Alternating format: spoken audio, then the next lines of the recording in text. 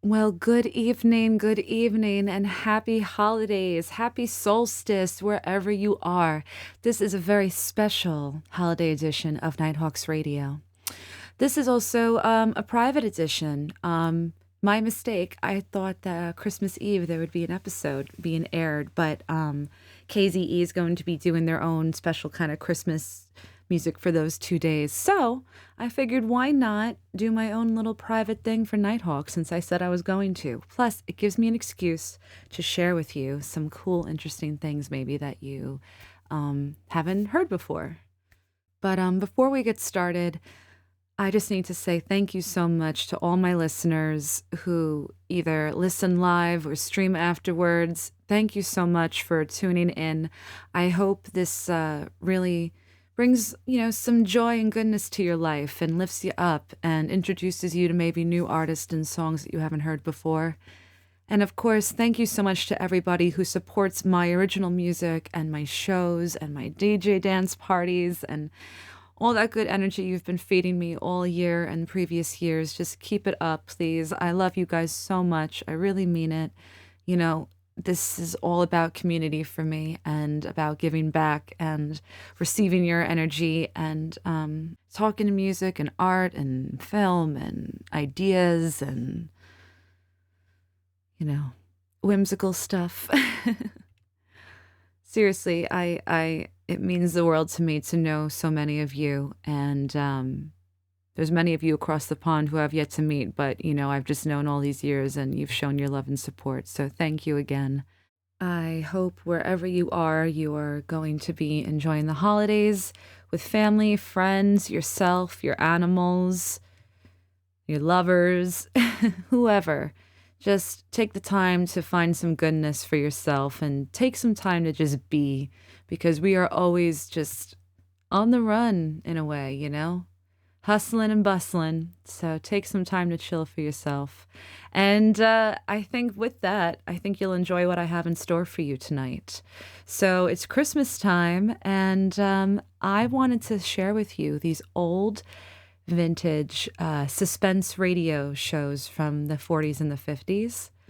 So I have a couple for you I'm going to play tonight, and I really hope, if you're listening to this on your drive to wherever you're going or just chilling in your house or wherever you are, that you enjoy this. It's a different time. It's kind of like getting in a time capsule for a bit. So this first show is from Suspense Radio, and it aired December 21st in 1950. And it's called Christmas for Carol. And it's a quirky tale where a bank teller working Christmas Eve tries to return stolen Christmas savings to a poor family, only to be drawn into a burglary plot with a local thug. What's going to happen? I don't know. Let's sit back and listen. This is Suspense Radio on Nighthawks Radio. Oh, yeah, and one more thing. I'm going to keep in all the old vintage commercials that they had in these radio broadcastings. I think it's only like one or two, but it's just funny stuff, and I live for all this vintage stuff. So enjoy Christmas for Carol.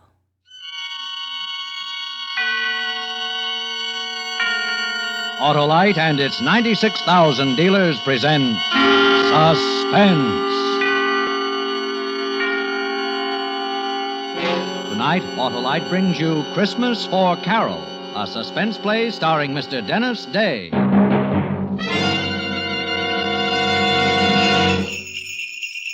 Hey, Hap. Well, hello, Santa. Why, it's Wilcox. Now, what are you doing in that costume, Harlow? Going to a Christmas party, Hap. Oh, what's in the sack? Why, a load of merry motoring. In this box, I've got smoother performance, you see? Ignition-engineered Autolite spark plugs. Sure, and when you replace worn-out spark plugs with these new Bantam beauties, your car will perform smoother than Santa skidding down a slippery chimney. And what's in this box, Harlow? Fast starts, Hap. Well, these are ignition-engineered Autolite spark plugs, too. You bet. And they're unmatched for quick starts because they're designed by the same Autolite engineers who designed the coil, distributor, and all the other important parts of the complete ignition system for many leading makes of our finest cars. That's why ignition-engineered Autolite spark plugs work as a team with your car's ignition system. And that's why they're world famous for quality and dependability. And I suppose you're giving gas savings in the third box, eh, Harlow? You guessed it, Hap. So, friends, have your Autolite spark plug dealer replace worn-out spark plugs with ignition-engineered Autolite spark plugs. Choose either the standard or resistor type. And remember, you're always right with Autolite. And now, with Christmas for Carol and the performance of Dennis Day, Autolite hopes once again to keep you in suspense.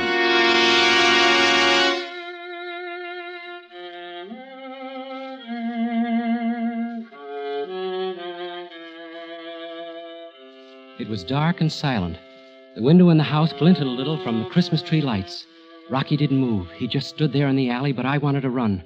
Fast, get away and put it behind me. Just a second. We got the money, Rocky. What are we hanging around for? Come on, let's get out of here. I said we wait for the old couple to get back. What for? Why take chances now? We got some money.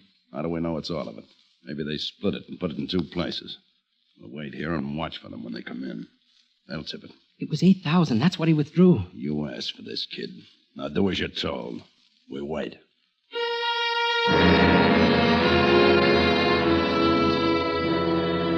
I couldn't help being scared. This was my first job, my first and last. I just wanted that money. I wanted it fast and short, and I wanted to run away from it and forget it. A one shot. That's why I got hold of Rocky Perea. Lucky. I had to be lucky just this once. For Carol, not for me. It was for Carol. Nothing else I cared about, see? It didn't seem possible now that 3 days ago I hadn't known Rocky, hadn't needed him.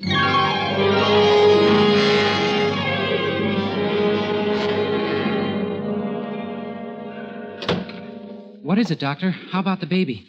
Your wife must remain in bed. Serious? No, not serious, but she's got to stay flat on her back. A nurse. You should have a nurse with her all the time. Oh, but it's 2 months away, Doctor. It's just a question of keeping her relaxed and quiet, not letting her do any work around the house, lift things, or even walk. Okay, Doctor. And she'll be all right? There's one other thing.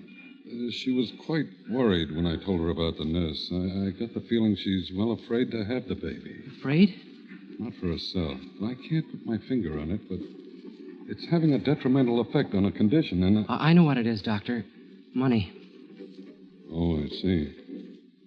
Well, it might not be easy finding a nurse. Only 4 days till Christmas. I'll get one, Doctor. Thanks. I'll call you this evening. Yeah. Thanks again, Doctor.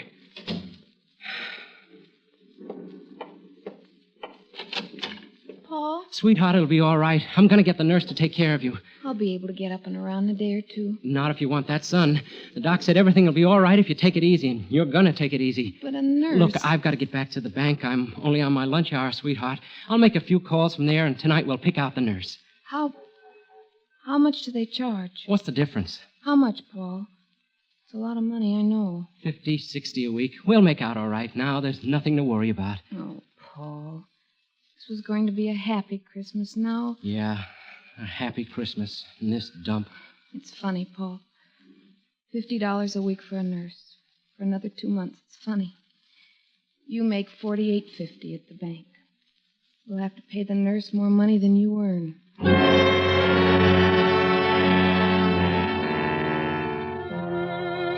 Yeah, more money than I earn. You know how it is being a bank teller? Feeling, seeing, handling money, taking in money, paying it out. When I went back to work, I was seeing it for the first time with something more than a detached feeling. Thinking, I need this money, I need this money, I need this money. How I need this money. For Carol and the baby. It was almost 3 o'clock when Eddie the bookie came in. Hi, Paul. Good day yesterday. And big action in a few days. Santa Anita opens. Yeah, people like to throw their money away. They throw it, I catch it. Eddie, could I see you later? You ready to make a deal? I want to talk to you. What time you through? 5 o'clock. Meet you outside at 5 o'clock.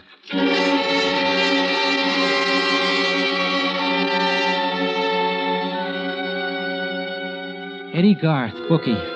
He quit school in the 7th grade. I held out and went through college. And all these years he's tried to get me to go in with him. To run his office, do the bookwork. He was waiting for me when I finished work. We went to a coffee shop and sat down. And all around us the loudspeakers reminding me what a happy Christmas it was. How's Carol, Paul? Not so good, Eddie. That's what I want to talk to you about. Nah, no more loans, Paul. You need money? Come with me. Don't you ever give up. What's so good at the bank? $25 for a Christmas bonus? Look, Eddie. Come in with me now. With Santa Anita opening. I can work the outside, get new accounts. Eddie. And I'll give you 10% of those accounts, Paul. But I won't lend you the money. I'd be a sucker to lend it to you. I'll give it to you if you come in, but I won't lend you anymore. Okay, Eddie. Forget it. I'll get it some other way. I don't get it.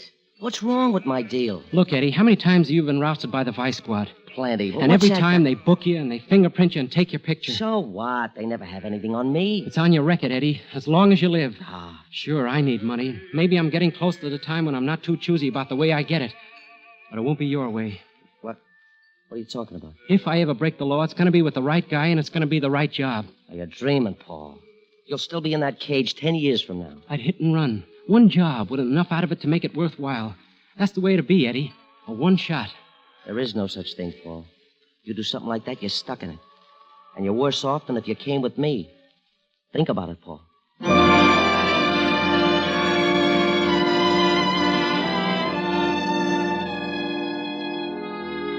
Go home then and fix dinner for Carol, all the time thinking of the money and Carol and the baby and debts. The worry eating at me and thinking about what I'd said to Eddie. Then the next morning, old man Forbes made a withdrawal. The first he'd ever made. Hiya, son. What? Oh, hello, Mr. Forbes. I'm going to miss you, son. Seems like we're good friends after all these years. Miss me? Take a look at the slip.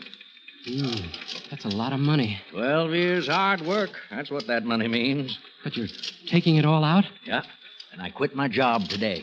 Quit your job? Ada and me, we've been waiting a long time for this Christmas. We're moving out of the city. Oh? We've had our eye on a little farm. Now we can buy it. Even got the papers drawn up. Then you're leaving right away? About a week. But Ada don't know yet. I'm going to surprise her. Kind of a Christmas present. But it's not safe to keep so much cash on you, especially I got a perfect place to hide it, son. No one would think to look there. Besides, I figure I've worked too hard and too long to lose it now. Oh, no, son, it wouldn't happen. Wouldn't seem right somehow.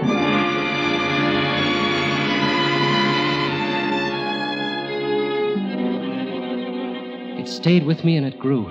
Like a wheel spinning, gaining momentum. This could be the right job. $8,000, enough for that single shot. It stayed with me. All the time growing.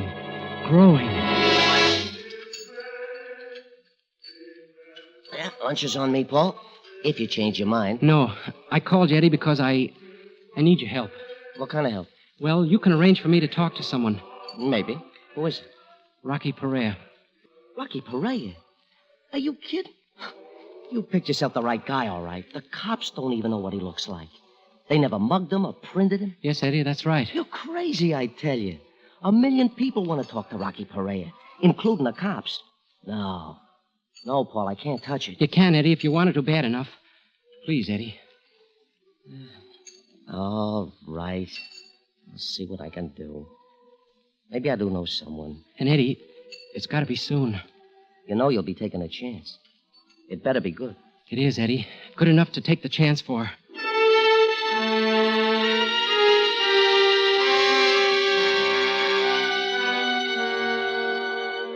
That was 2 days ago, and this morning Eddie came through. A certain friend, Rocky's only outside contact, told him to keep an eye on a house on Hoover Street. Eddie gave me all the dope, what Rocky looked like, how he'd act, what to expect. And earlier this evening, I told Carol I was going out for a while, that I'd borrow the money from Eddie, and we wouldn't have to worry about paying it back for a while. That's what I told her, but that wasn't the answer. The answer was at the house on Hoover with Rocky Perea.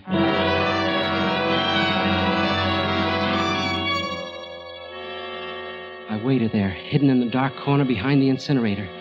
I kept thinking, making excuses. It wasn't up to me anymore. There wasn't any other choice. I needed money desperately.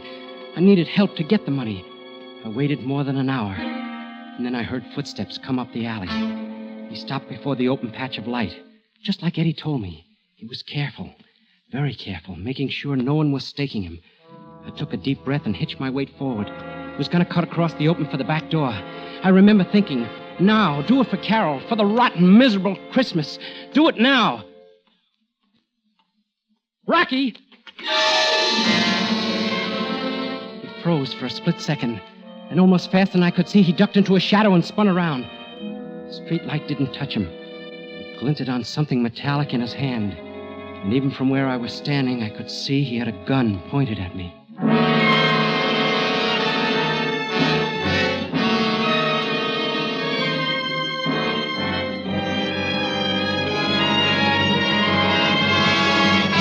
Autolite is bringing you Mr. Dennis Day in Christmas for Carol. Tonight's production in radio's outstanding theater of thrills, Suspense.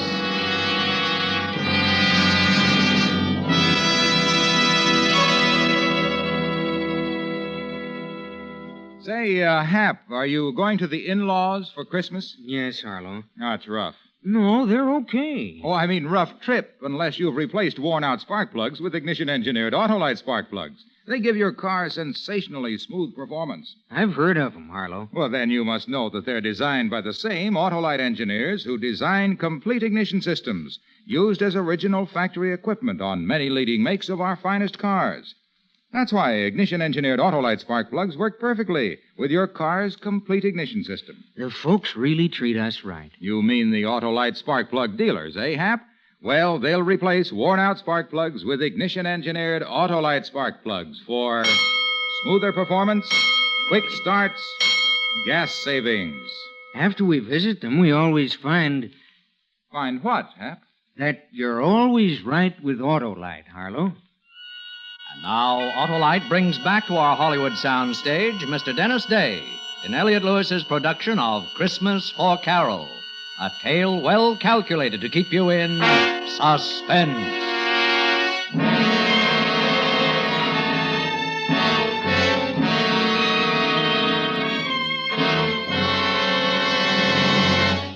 Rocky, don't shoot. It was a good thing I'd said it. His gun was aiming front and center. He crouched there looking at me, his eyes flat and hard, then his voice deep and tight and deadly. Who are you? I'm not a cop, Rocky. Come close so I can see you better. Sure, Rocky. I just want to talk to you. You call me Rocky. You been talking to anyone? I've been watching you. I know you're Rocky Perea. You've been watching me? What for? You're wanted, Rocky, and you need money. Who are you? Where'd you come from? That doesn't matter, Rocky. This is a business deal. I figured it out very carefully. You need money, well, so do I. And I got a way to get it. Just like that, eh? And, Rocky, I'm not staying. This is a one-shot deal. A one-shot? There's no such thing. That's the way it's got to be. We do this job together and we're through. We never see each other again. I sure ain't gonna go looking for you. But you won't quit. Not if it comes off easy. I'll quit, Rocky. What's in this for me? Half. $4,000. Huh. Well, kid, you ain't dumb by any means, staking me out like this. Almost smart enough to be a copper. You got guts, still. Tell me, you got a family? There's no one to stop me. I have a job that doesn't pay enough. This'll raise my salary. You want this one haul, then it's back to your job, eh? Yeah. Is it a deal? What's the job? I have a car. I'll tell you on the way. If you go for it, okay. If not, we forget the whole thing. Okay, kid. I'll listen to it. Let's go driving.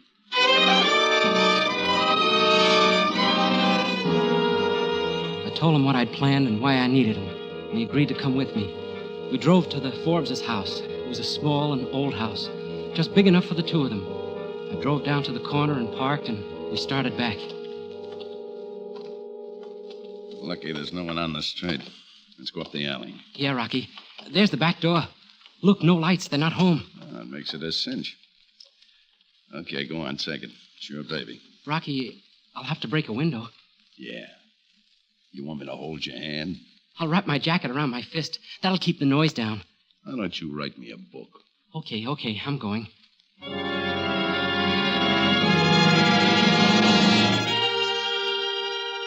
I was lucky.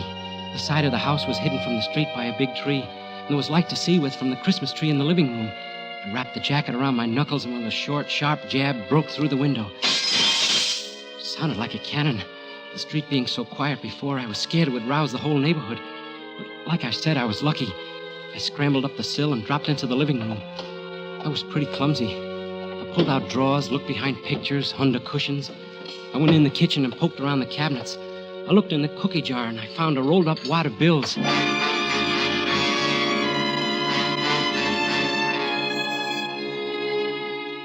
It was money, all right, but only $40. The old lady's secret treasure. I put it back and went into the living room again. Looking around, nervous, I stumbled on the Christmas tree and knocked it over. And then I remembered what the old man had said. A Christmas present for his wife. And I knew it was somewhere on that tree.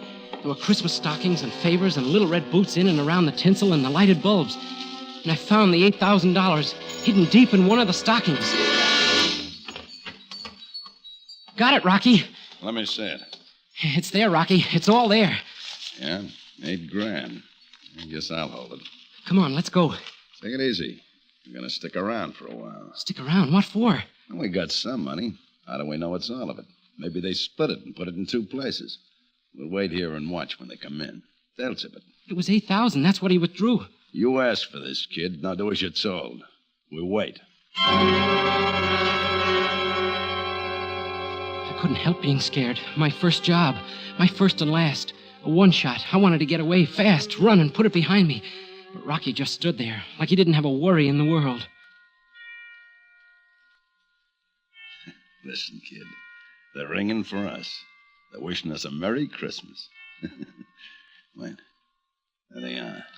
They're unlocking the door.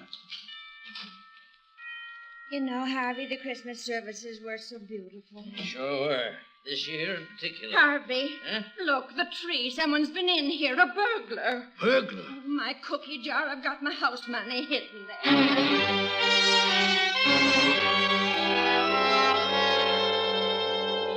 The old lady ran to the kitchen, but Forbes knew where to look, and he knew it was gone. Rocky was grinning, his face lit up like floodlights. Let's go, Rocky. We've seen enough. No, hold on a minute. It's all here, Harvey. I wonder what he was after. Ada, it's gone. All the money. All what money? $8,000. I took it all out of the bank. Ada, I quit my job. It was going to be a surprise. No. Every penny we had in the world. Oh, Harvey. All that money. No, it'll be all right, Ada. Oh, 12 years you worked so we could have something. Well, I can keep on working, Ada. I'll do it all over again. Oh, you can't work anymore. The doctor. Oh, what's a person to believe? You work so hard and we do without things for 12 long years, and for what? In 1 minute, some good-for-nothing hoodlum takes it all away from us.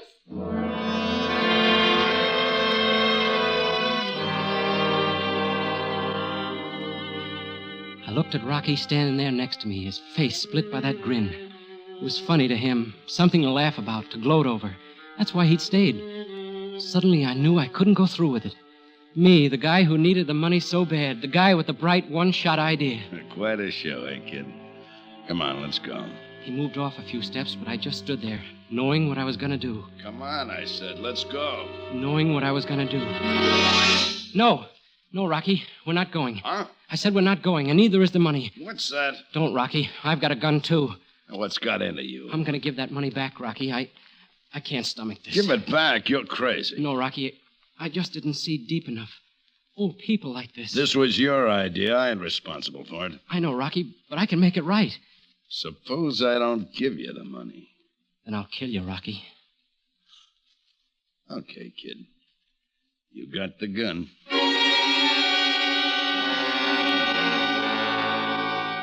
He gave me the money, all the hate showing in his eyes. I turned, started for the house. I gave him my back for a target, but he didn't use it. I knocked on the door. Yes, who? Paul, from the bank. I just had a fight with a guy, Mr. Forbes. Saw him jump from your window. I chased after him. Our window? You saw him? Yes, ma'am. I was walking past. I kind of figured he'd just finished robbing you. Well, did you catch him? Well, I couldn't hold on to him. He broke away, but not before I got this. Why, Harvey, the money. Yes. Oh, Paul, bless you. Oh, forget it. I'm only sorry I couldn't hold him. You say you fought with this burglar? Yes, he broke away before... We want to thank you, Paul. Forget it. I'll be going now. Oh, wait, Paul. We want to give you a reward. Oh, no, I don't want a reward. I'll have to be going.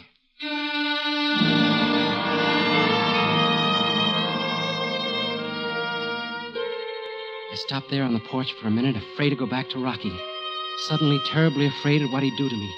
The old couple was still talking, loud, like old people do. Yes, Ada. It all happened so fast. I'll always wonder about that boy. What made him bring the money back? He's honest, Ada.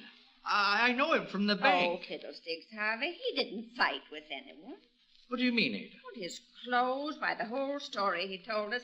Your young friend took the money in the first place. Why, Ada, I believe you're right. Of course I'm right. Now, what on earth made him change his mind like that? It's Christmas, Ada. Merry Christmas.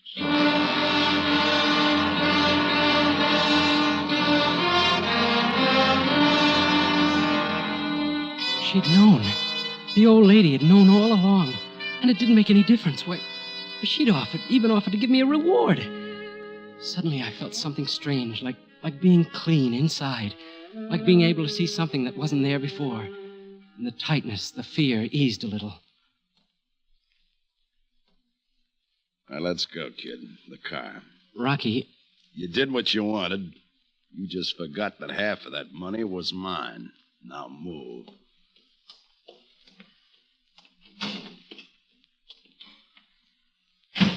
Get it moving.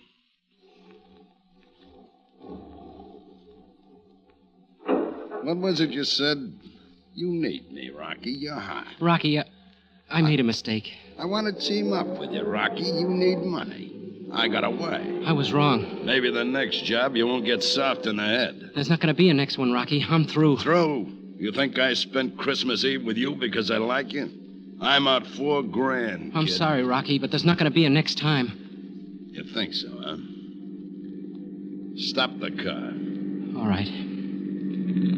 But I'll never see it different, Rocky.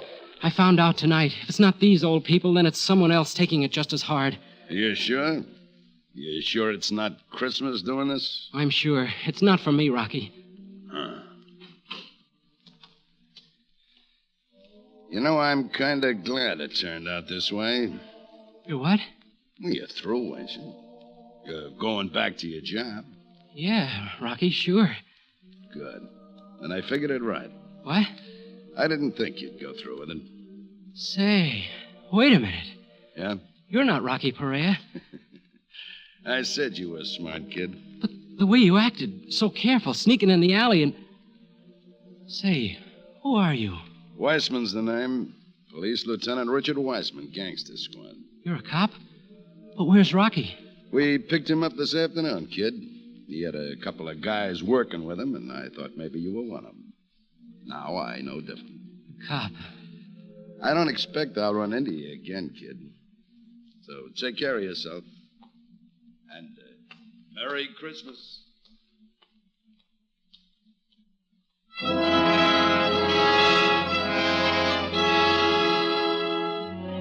Lucky. All the breaks. But I was no better off than this morning. There was still money, 2 months paying the nurse. There was still the worry for Carol. Oh, Mr. Shane, we've been expecting you. Congratulations. Doctor, what's the matter? Why? Oh, nothing's wrong. Quite the contrary. Your wife just had a baby. Baby? Carol? Oh, she's perfectly all right. So is your daughter. Carol. Oh, Carol, darling. Are you all right? Hello, sweetheart. I'm fine. Carol, is... We won't have to borrow the money now, Paul. It's turned out for the best after all. Oh, darling. And it always will, my dear. We have so much, you and I. We have each other. And now we've got a daughter. A fine, healthy little girl.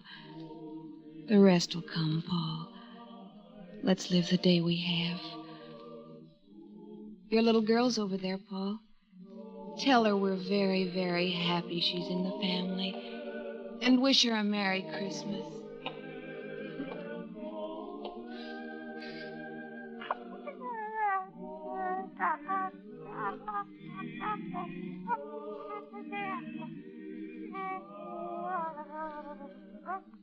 The first Noel, the angel did say, was to certain poor shepherds in fields as they lay, in fields where they lay.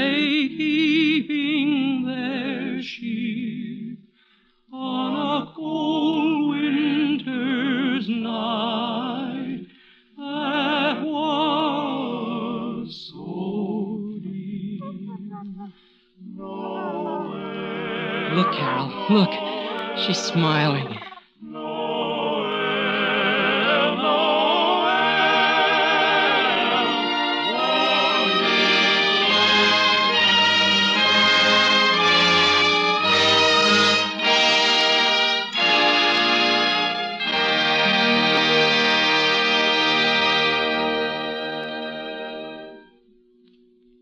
Suspense, presented by Autolite. Tonight's star, Mr. Dennis Day. Santa visits girls and boys after they've been good, but Autolite keeps cars and trucks performing as they should. Right you are, Hap, because Autolite makes more than 400 products for cars, trucks, planes, and boats in 28 plants coast to coast. These include complete electrical systems used as original equipment on many leading makes of America's finest cars. Electric windshield wipers, starting motors, voltage regulators, coils, distributors, wire and cable, generators. All engineered to fit together perfectly, work together perfectly because they're a perfect team. So, friends, don't accept electrical parts supposed to be as good. Ask for and insist on original factory parts at your neighborhood service station, car dealer, garage, or repair shop. And because all Autolite parts are original factory parts, you can be sure you're right, because you're always right with Autolite.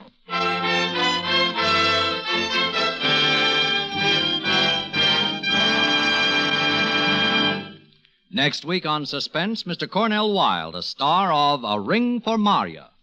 And in weeks to come, you will hear such famous stars as Mickey Rooney, Ginger Rogers, Eve Arden, and Ezio Pinza, all appearing in tales well calculated to keep you in suspense.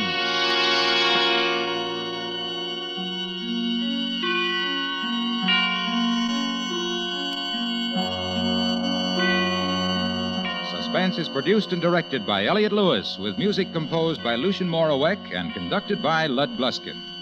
Christmas for Carol was written for Suspense by David Friedman. Dennis Day appears through arrangement with Colgate-Palmolive Peat Company and may be heard on his own program, A Day in the Life of Dennis Day. And remember, next week on Suspense, Mr. Cornell Wilde in A Ring for Maria.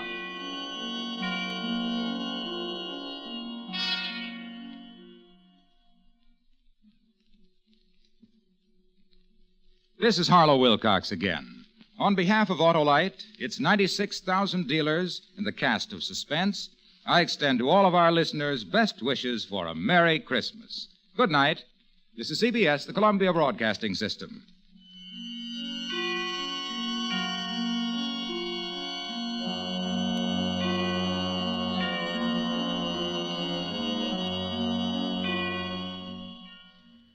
Well, I hope you enjoyed that episode of Suspense Radio there. That was originally broadcasted December 21st, 1950, and it's called Christmas for Carol. And I'm going to play one more for you, but before we do that, I'm going to take a little music break. This song is off of one of my favorite Snowy Day albums and Christmas albums for this season. And happy solstice, by the way, to all my witches out there. And this next artist is very witchy herself, and of course you know her, the fabulous Kate Bush. This is a beautiful song. It might be my favorite one off this album. It's a nice jazzy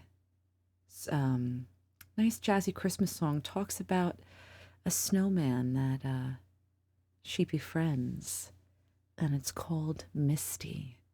So please enjoy.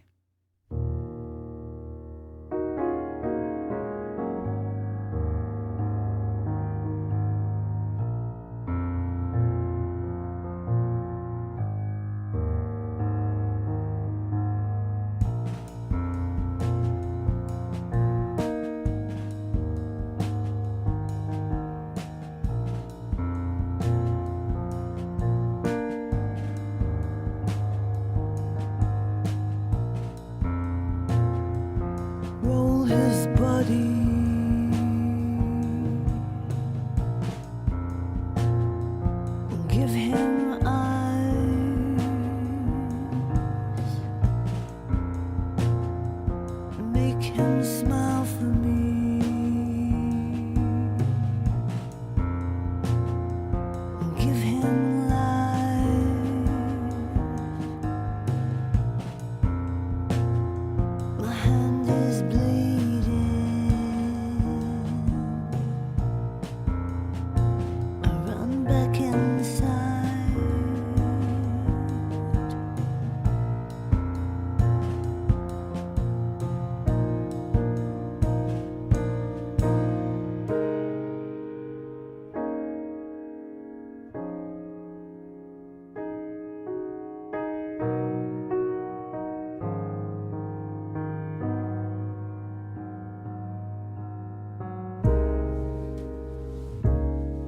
Turn off the light, switch on a starry night.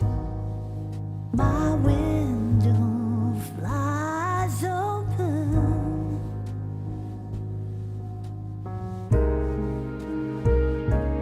My bedroom fills with falling snow.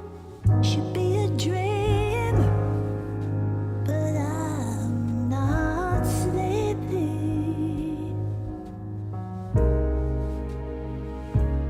I see his snowy white face, but I'm not afraid. He lies down beside me.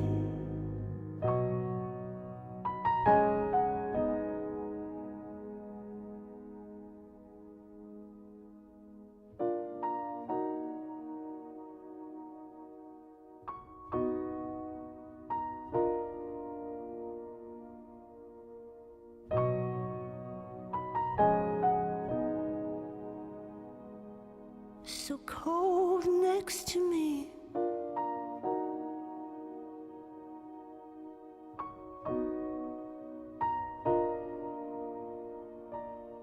I can feel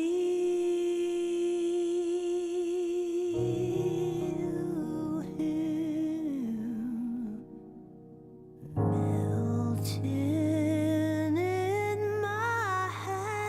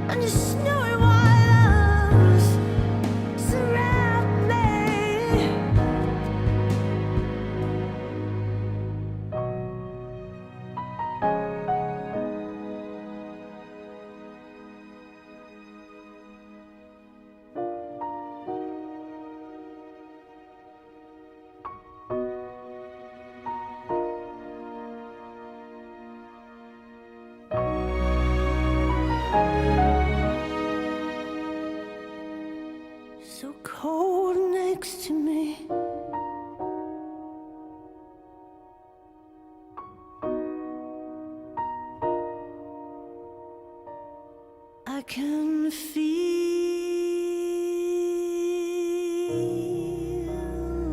him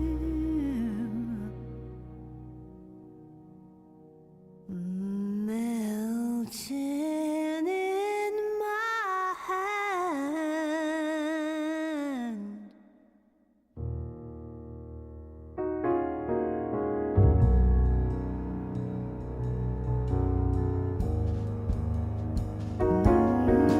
Melting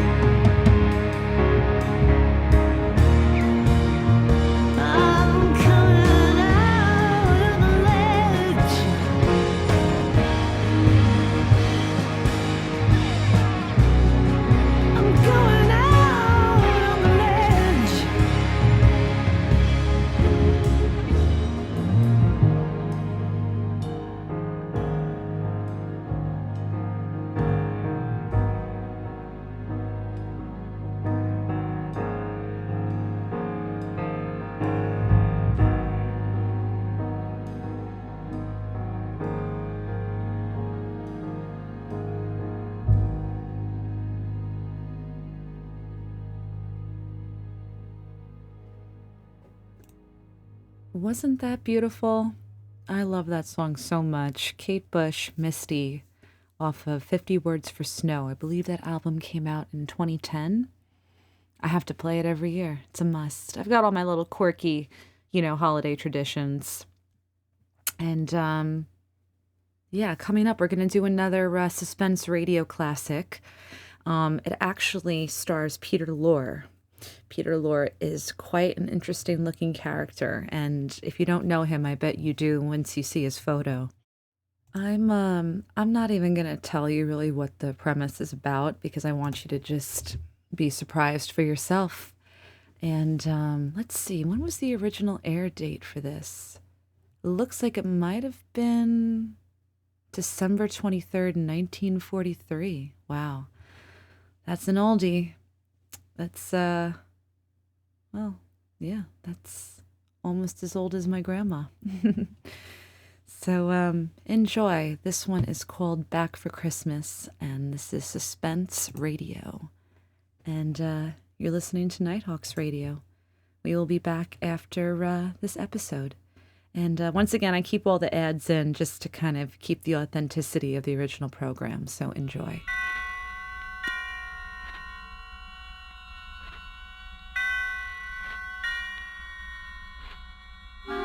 Suspense.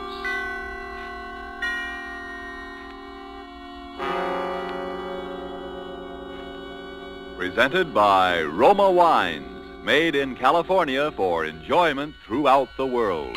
Salud. Your health, senor. Roma toasts the world. The wine for your table is Roma, made in California for enjoyment throughout the world. This is the Man in Black, here for the Roma Wine Company of Fresno, California, to introduce this weekly half hour of Suspense. Tonight in Hollywood, Roma brings you as star Mr. Peter Lorre. The suspense play which stars Mr. Lorre and which is produced and directed by William Spear is called Back for Christmas. In this series, Roma brings you tales calculated to intrigue you, to stir your nerves, to offer you a precarious situation and then withhold the solution until the last possible moment. And so with Back for Christmas and with the performance of Peter Lorre, we again hope to keep you in suspense.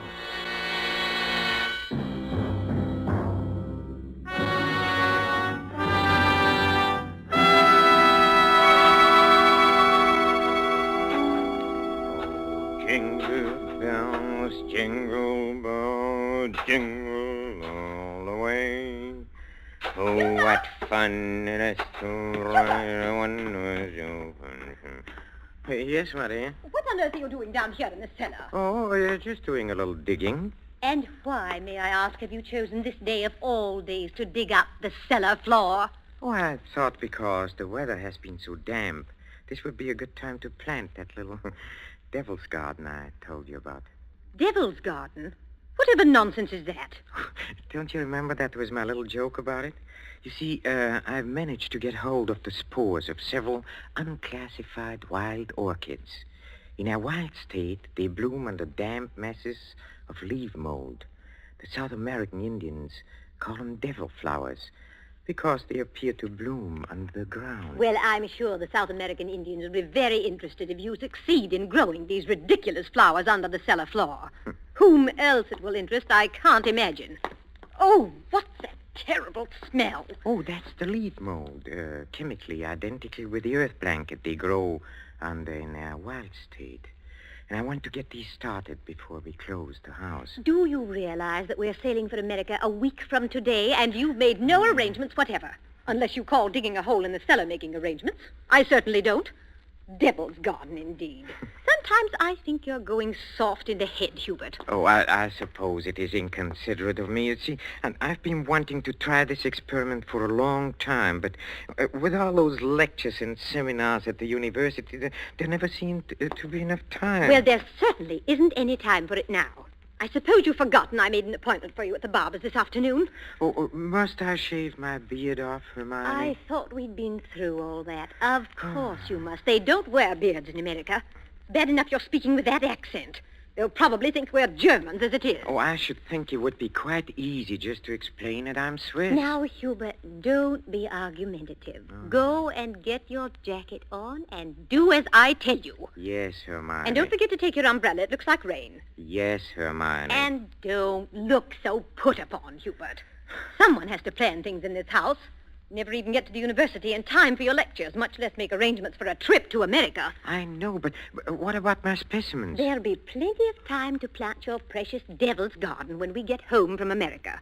We're not going to be gone forever, you know. We'll be back here for Christmas. Yes, of course. Back for Christmas. I'd forgotten. We'll try to remember it. And if you can't do that, just do as I tell you. I've been making the plans in this house for 20 years. And if there's any digging to be done, I'll manage that as well. You understand, Hubert? Yes, Hermione. Good. Now, you have just 20 minutes to clean up this mess down here and keep your appointment at the bars. And when you're finished there, I want you to come straight home. All right. I wanted to stop at Miss Markham's and pick up some books I ordered. Well, all right. But don't loiter there the whole afternoon mulling over those old books the way you usually do. Now, hurry and clear up this rubbish. Get rid of that smelly stuff. And no more digging, mind you. No more digging. I'll show her. I'll have my devil's garden, and if I... No more digging, eh? No more digging.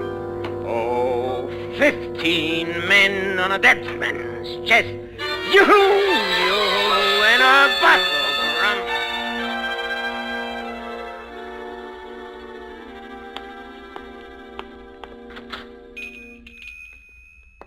Good evening, sir. Oh, good evening, Miss Markham. Why, it is Professor Schumacher, isn't it? Do you like me better this way? You look ever so much younger without the beard. 20 years at least. 20 years. Oh, you'll be glad to know those books you ordered have finally arrived.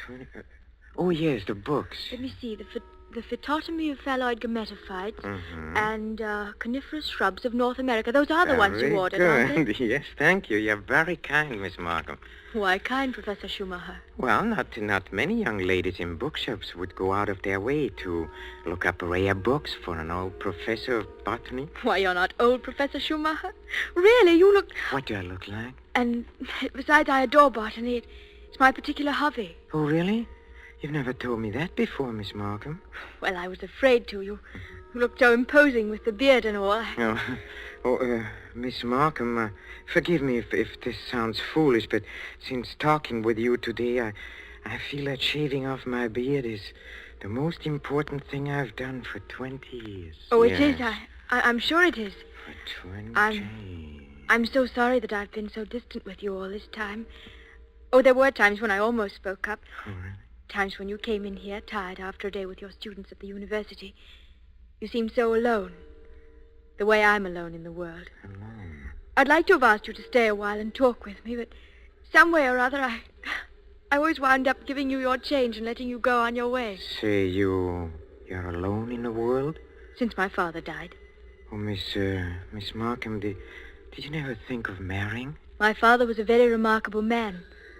I never found anyone who seemed to measure up to what he led me to expect of men. Miss Markham... Oh, it's been so long since anyone called me by my first name. I'd like you to, if you want to. It's Marion. Marion? Oh, how nice. And yours?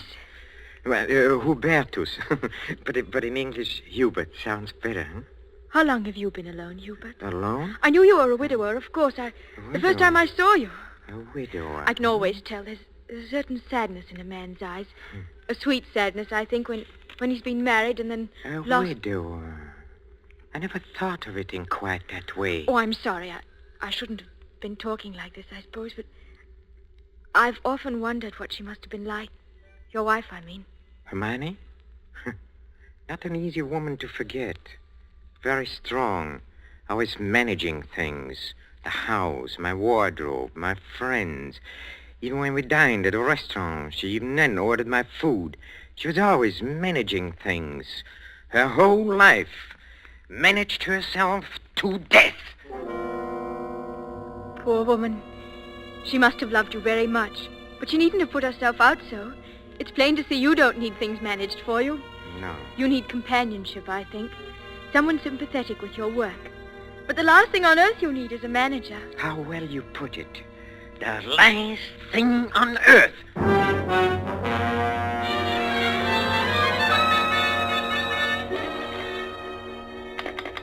Operator, are you there? I'm still waiting on that call to Salisbury. Well, put them on quickly. Hello. Is this Paul Holt and Sons? It's Mrs. Hubert Schumacher. Did you receive my letter? Good. Now remember, we'll be back for Christmas and I want the job done without fail. What's that? No, I'm sure he doesn't suspect anything. Send it to me in New York as I instructed you, addressed in my name, of course. Yes. I've already put them in the mail. You'll get them tomorrow. Thank you. Thank you so much. Oh, here you are, Hubert. Where have you been? Oh, backstairs. I dismissed the servants. Dismissed the servants? Mm-hmm. But I've asked some friends of mine into a farewell luncheon. Go and tell them it's a mistake. Well, I'm afraid it's too late now. They've packed and gone. You have messed things up properly. How many times have I told you to leave things to me? I make the plans around here. Yes, Hermione. You have to do better than this when I plan the trip home, or we'll never in the world be back for Christmas. Back for Christmas. Back for Christmas. Must you keep saying that? Why not? We are coming back for Christmas, aren't we? Well, supposing I were offered a professorship in one of those wealthy American universities. Nonsense. Americans care nothing for botany. Well, Luther Burbank was an American, wasn't he? That's different. What have you ever done except muck around in the dirt with a lot of roots and tubers? Well, they asked me to lecture, didn't they? All right. Now, there's no use getting yourself in a state about this, Hubert. No doubt this extra money will come in very handy when we arrive back for Christmas. I know. Precisely. No good to make a joke of it. Heaven knows where you'd be today if I hadn't got a sense of time. Yes, Hermione. And as you've been so foolish as to dismiss the servants, you may empty the ashtrays and straighten up this room while we're waiting for the guests to arrive. I'm going in to have my bath. Call me when they get here.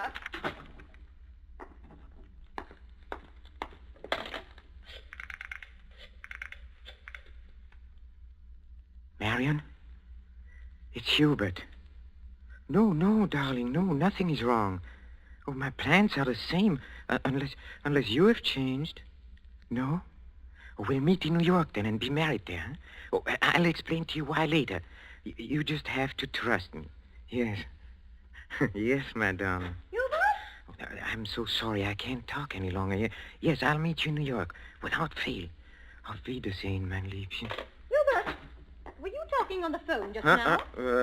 Yes, Hermione. Whoever was it? Oh, Freddie Sinclair. But didn't I hear you say something about meeting somebody in New York? Why, yes. Freddie said he might possibly get over there before we even leave. And I said, of course, we'd meet him there if he decided to go. That seems very peculiar. But then all of your friends are peculiar. Yes, Hermione. And just look at your jacket. Have you been digging in that cellar again?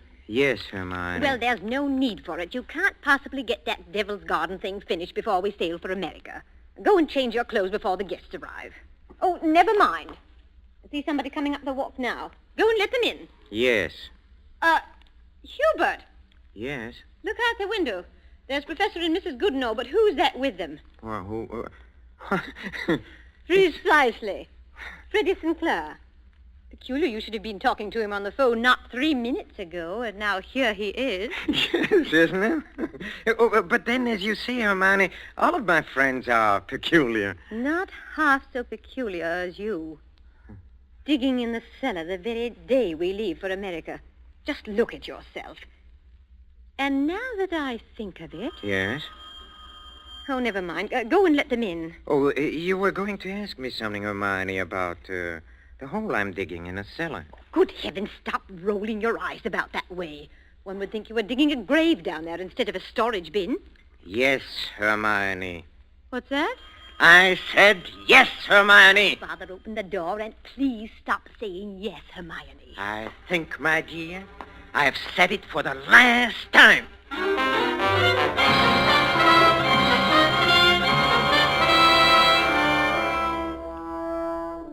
A professor of botany, his loving wife, and an oblong pit in the cellar. Just the right size for his botanical specimens, his devil's garden. With these ingredients for a story of a perfect crime, Back for Christmas by John Collier and starring Peter Lorre, the Roma Wine Company closes the curtain for a moment on another breathless study in suspense.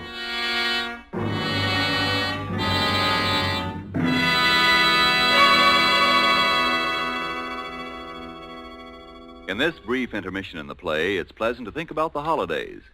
Not everyone celebrates the holidays against a background of snow and pine trees. Somewhere south of the Gulf and the Caribbean, in a gracious home surrounded by palm trees in the warm sun, you might find holiday dinners ending this way. One moment, please. Our North American guest wishes to propose a toast. Yes, mis amigos. I drink a toast in gratitude to you for your gracious hospitality and the enjoyment you've given me, an American so far from home. It is only a fair exchange, my friend. This wine in which you drink your toast, it brings enjoyment to us from your country, from America. It is Roma wine, made in your own California. Yes, and when you choose the wine for your holiday table, remember this. Only a few wines are so fine that many countries of the world import them. And among these greatly enjoyable wines are the wines of Roma, R-O-M-A, made in California for enjoyment throughout the world. Yet here in America we are truly fortunate, for we may buy Roma wines at a very low cost, since we don't have to pay import duty or costly shipping charges.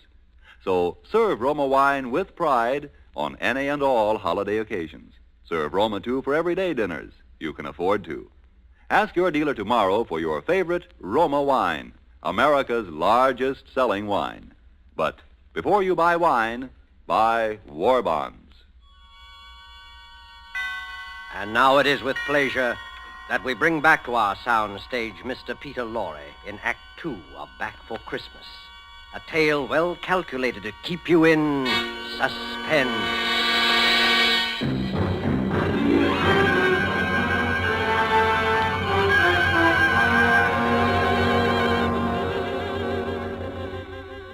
Back for Christmas.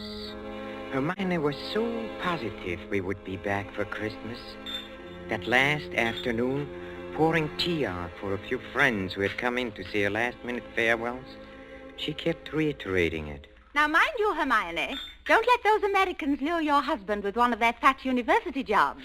We absolutely must have you with us for Christmas. He shall be back, I promise you. Well, it's not absolutely certain, of course. Hubert, now what do you mean it's not certain? Of course it's certain. After all, Hubert, old boy, you've contracted to lecture for only 3 months. Oh, that's quite right, but then, of course, anything may happen. Hubert adores being unpredictable. Now, what other man would decide the very day, mind you, before leaving for America, to dig a great hole in the floor of the cellar? In the cellar? Yes.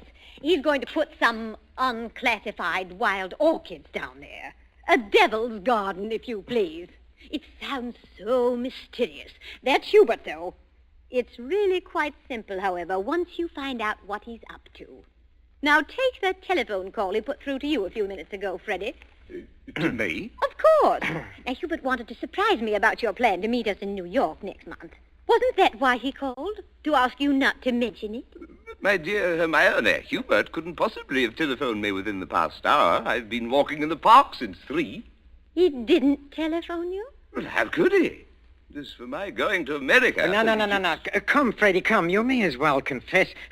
Hermione has just found me out again. But Hubert, old chap, I really don't... You see what a poor liar Hubert makes. He's red as a beetroot. Aren't you ashamed of yourself, Professor? Stringing poor Hermione along like that. And as for you, Freddie, I'm furious you said nothing to us about going to America. But look here, old girl. I've been trying to tell everyone here that I'm... Stuff and nonsense. The game's gone on long enough. Besides, we must start getting ready. Now, it was marvelous of all of you to come in to say goodbye. And don't worry about Hubert's little jokes. I will bring him back for Christmas. You may rely on it. They all believed her. For years, she had been promising me for dinner parties, garden parties, committees, and the promises had always been kept. This time, they would not be. I had seen to that. The servants were gone for good. The farewells all said. I had timed to the minute how long it would take to fill in a hole in a cellar. My devil's garden. Upstairs in a bedroom, I undressed and put on my old bathrobe, and then I opened the door into Hermione's room. Hermione, have you a moment to spare? Of course, dear. I'm just finished. Oh, then, will you come in here for a moment, please? There's something rather extraordinary here. Oh, good heavens, Hubert. What are you lounging about in that filthy old bathrobe for? I told you to put it into the furnace. Oh, I'll do it. I'll do it today. Yes, really, I will. I promise. Well, high time. Now, what is it you want to show me? Oh, here, in the bathroom. Just look. Who in the world do you suppose dropped a gold chain down the bathtub drain? Nobody has, of course. Nobody wears such a thing. Then what is it doing in here? I don't see anything. Well, look. I'll hold this flashlight here for you. If you lean right over, you can see it shining. It's deep down. Oh, such a lot of nonsense. Just as we're... Well, I don't see it, Hubert. Go on looking, Hermione, in just a moment. Hubert, I absolutely refuse to... Hubert, what are you doing? Take your hands off my neck. I will, Hermione. Just as soon as I've finished the arrangements for my trip to America. What are you talking about? You thought you were the only one who could plan things, didn't you? Didn't you, Hermione, huh? Oh. Well, I've been making some plans of my own this past week. In exactly 2 minutes and 16 seconds, you'll be dead. You see, I planned it very accurately. You'll never get away with it. Oh, I thought you would say that, Hermione, but I will get away with it. You won't mind the smell of the leaf mold down in the cellar when I take you down there today? Yes, that is where you are going, Hermione. Right into my devil's garden that annoyed you so much. My friends all expect me back for Christmas. They do. If they don't hear from me, they'll start asking questions. No, they won't. Because you'll write them letters, Hermione, on a typewriter, as you always do. They'll be signed H, in that neat, correcting way you always sign your notes to your friends. Here, let me up now. No! It won't work, Hubert. You were never any good at planning. Oh, but I have changed. I've learned from watching you all these years. The lecture people in America.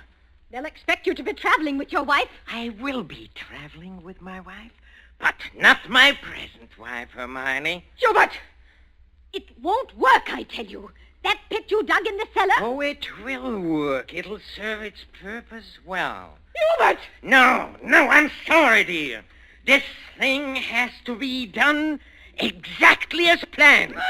You have just 5 seconds to say your prayers. Hubert, you must listen. The cellar, it... Don't do it, Hubert! Yes, Hermione!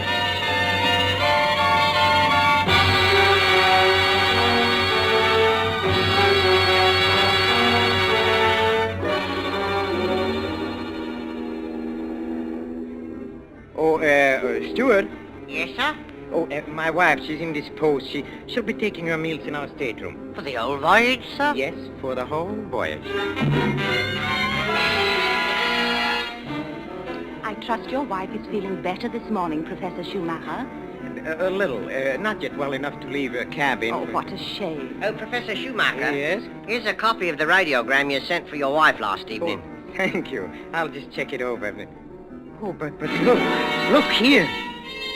What? What's the matter? Did the typist make a mistake? No. It's nothing important. She can correct it later.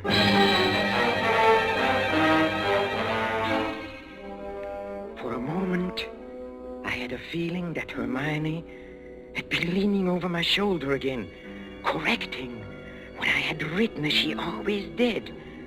I had written a radiogram to Professor Goodenough and his wife. Haven't been out of my cabin the whole beastly trip, Hubert. Well, now Doubt will be back for Christmas. But the operator had left out the W, and it read, No Doubt will be back for Christmas. Exactly what Hermione would have written. Well, The rest of the trip was uneventful. Marion and I met in New York just as we had planned. Just as we had planned.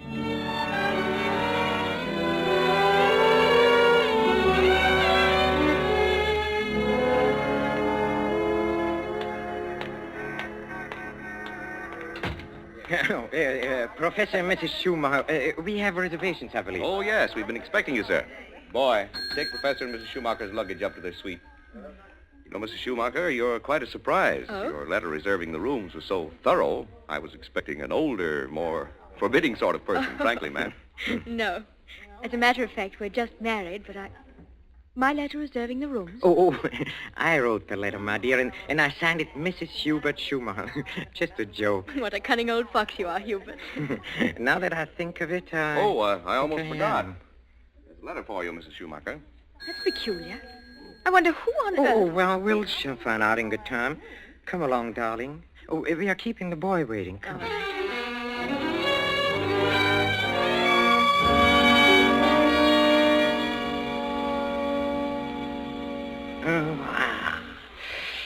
Nothing like a cold, brisk shower to put a man to rights. Hubert, this letter. Oh, yes, the letter. Oh, dry my hair, will you, darling, please? It seems to be a bill of some sort from a building contractor in Salisbury. Oh, really? Oh, bother, dry your own hair. Thank you, darling. Let's see this bill, or whatever it is. It's very puzzling. Hubert, you were a widower, weren't you? I mean, Hermione isn't still alive. Good heavens, no. Well, let me read that. Dear Madame, this is to acknowledge your order together with the keys to your house in Launceston Place. How a man had no difficulty in finding the place where your husband had begun the excavation in a cellar, but apparently he changed his mind at the last moment and filled it in again. What is it, Hubert? How a man will begin digging tomorrow, and the job will be completed in ample time for your surprise Christmas present to your husband. We are happy to be conspirators with you in this thoughtful gesture and hope that Professor Schumacher will be pleased at the results of our work on his Devil's Garden. Very truly yours, Paul Holt Sons, Contractors. What does it mean, Hubert? Means that Hermione was right. I will be back for Christmas. I will be back for Christmas. I will back for Christmas. Back for Christmas. Yes, Hermione.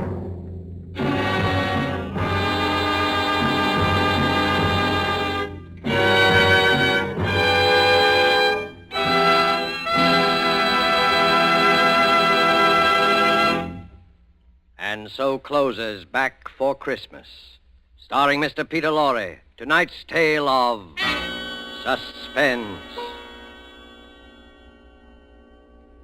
In just a moment, we shall hear again from Mr. Lorre.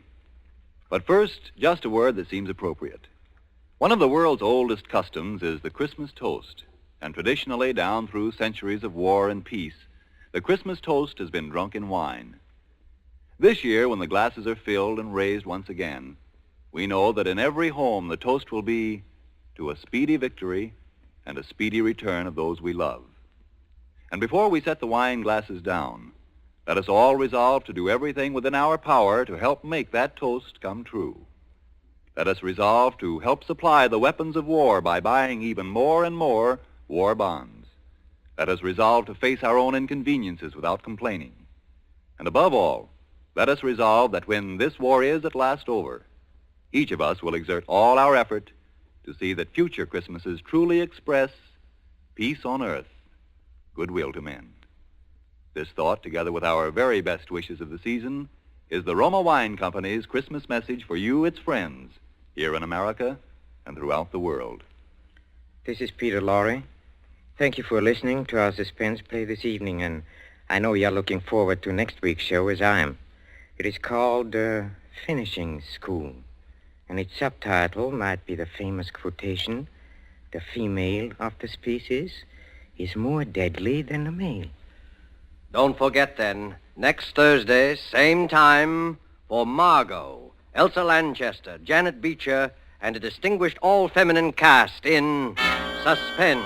Presented by Roma Wines, R-O-M-A. Made in California for enjoyment throughout the world.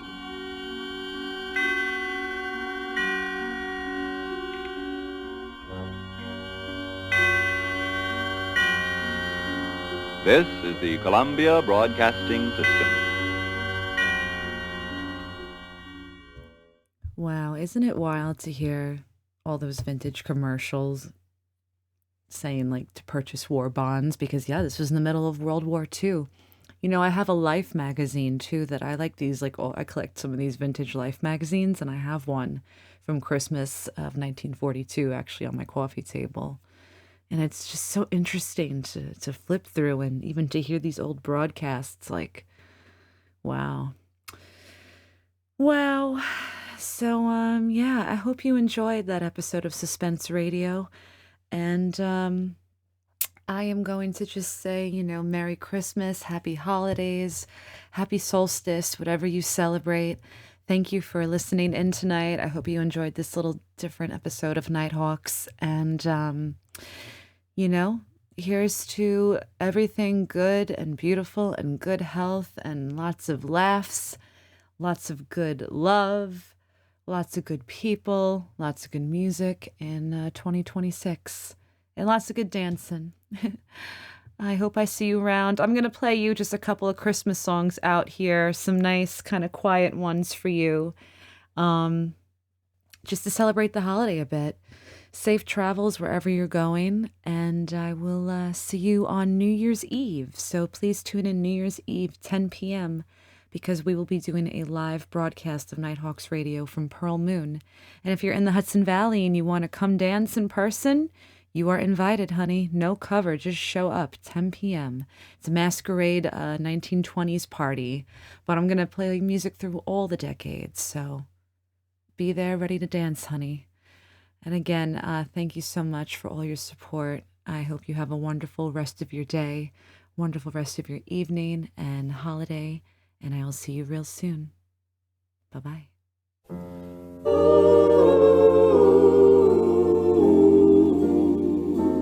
I'll be home for Christmas. You can plan on me.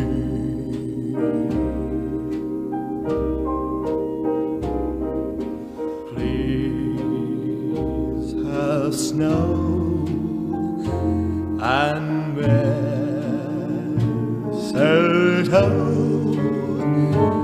and presents on the tree.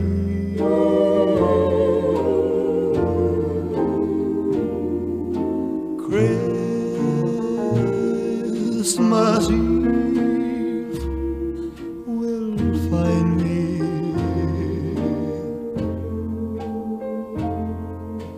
where the love light leads.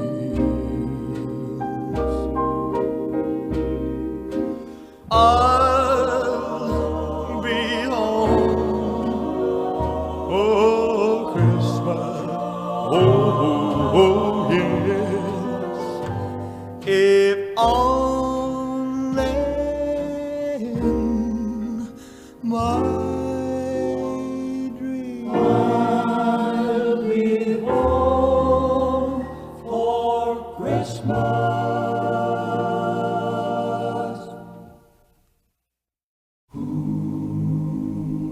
Silent night, holy night, all is calm, all is bright, round yon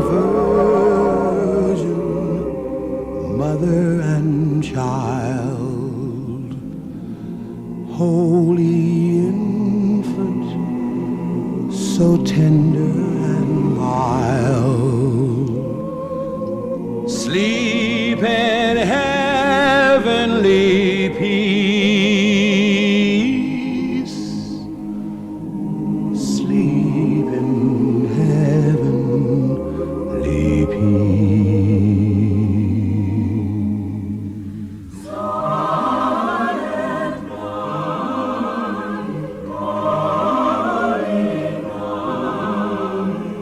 Son of God, love's pure light, radiant beams from thy holy face.